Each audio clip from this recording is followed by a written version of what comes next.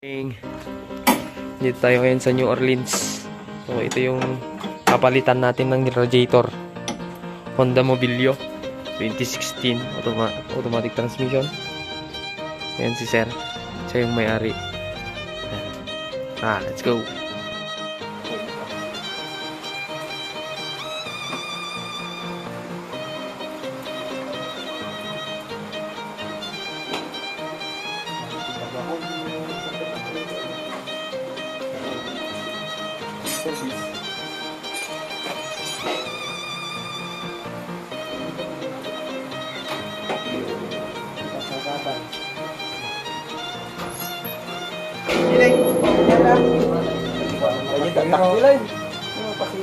Ako natin na bababa. Kaya tayo bulat na tayo.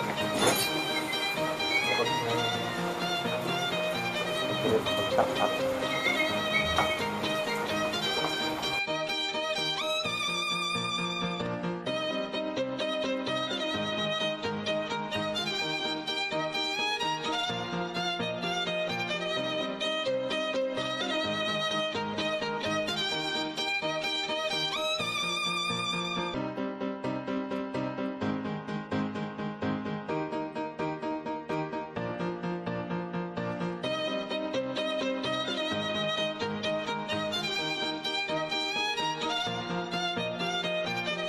Ayan, binabaklas na namin yung kanyang radiator.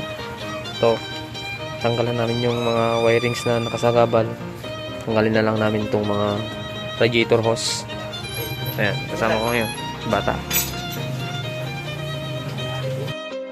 So ayan, naibaba na namin. So ito yung may tama. Yan, yung tama niya. Yung lahat dito sa baba. So yun yung concern ni sir. Nagbabawas yung kanyang kulang sa may reservoir. So ito ngayon yung bago. Replacement lang po to. Ayan, at ikakabit na namin. So tara. Yun yung kasama ko, Jeremy Dumas. Ayan, may talpak na namin yung bagong radiator. Yung reservoir na lang ang mas na kinakabit. Yun yung reservoir. Ayan mga sir, ma'am, nailagay na namin itong radiator. Ayan. Ayan ka. Maglalagay na lang kami ng coolant. Ayan, nilalagay na yung coolant. Honda pa rin. Honda pa rin yung nilalagay namin coolant. Kulay green. Para standard pa rin.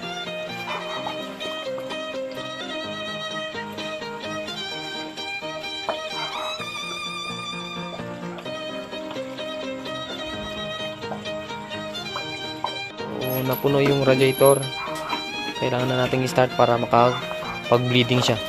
So i-start natin yung engine. Jeremy, kita ma. So ito ay si Honda.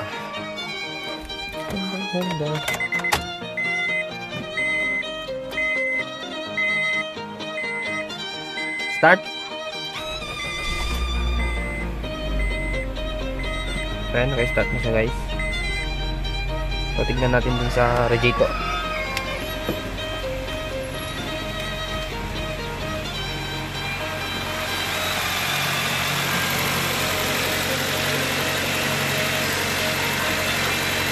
Ayan.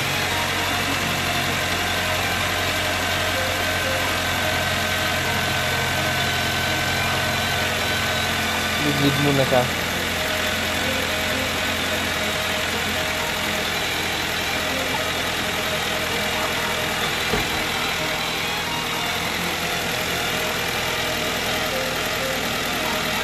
So yan mga sir, tapos na, na-bleed na rin namin. So yan. So bago rin yung mga coolant na nilagay namin para ma-flush na din yung ibang coolant na nailagay dati. Yan. So yan, thanks for watching. God bless.